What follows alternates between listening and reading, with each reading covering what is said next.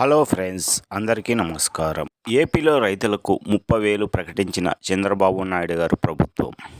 ఈ విషయాలన్నీ మీకు పూర్తిగా అర్థం కావాలంటే ఈ వీడియోని చివరి వరకు చూడండి. అప్పుడే మీకు క్లారిటీగా అర్థమవుతుంది. అదేవిధంగా చాలామంది వీడియో చూస్తున్నారు కానీ సబ్స్క్రైబ్ చేసుకోవడం మర్చిపోతున్నారు.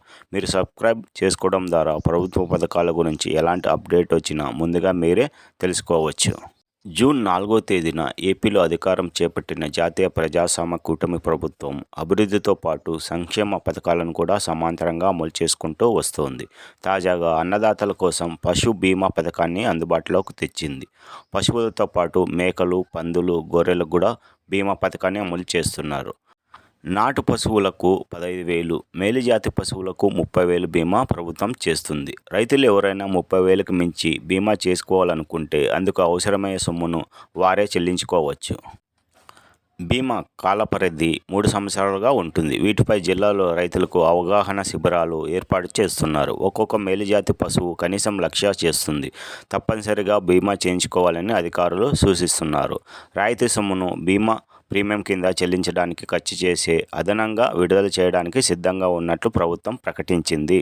బీమా చేయించుకోవాలనే రైతులు Aadhaar card, bank passbook, SC, ఎస్టీలైతే తెల్ల రేషన్ కార్డు అందించాలని పశుసంవర్ధక శాఖ అధికారులు కోరారు. వీటికి బీమా చేసే క్రమంలో చెవికి ట్యాగ్ వేస్తారు. పశువులు మరణిస్తే వెంటనే సమీపంలోని రైతు సేవా కేంద్రంలోని సిబ్బందికి సమాచారం అందించాలి. బీమాకు సంబంధించిన సర్వేయర్ వచ్చి మరణించిన జీవిని చూసేంత వరకు చెవికి ఉన్న ట్యాగ్ను తీయకూడదు.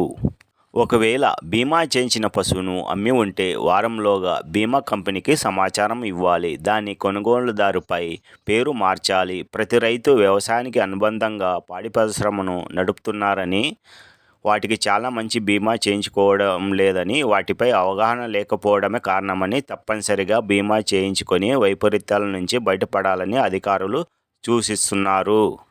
అదేవిధంగా చాలామంది వీడియో చూస్తున్నారు కానీ సబ్స్క్రైబ్ చేసుకోవడం మర్చిపోతున్నారు. మీరు సబ్స్క్రైబ్ చేసుకోవడం ద్వారా ప్రభుత్వ పథకాల గురించి ఎలాంటి అప్డేట్ వచ్చినా ముందుగా మీరే తెలుసుకోవచ్చు.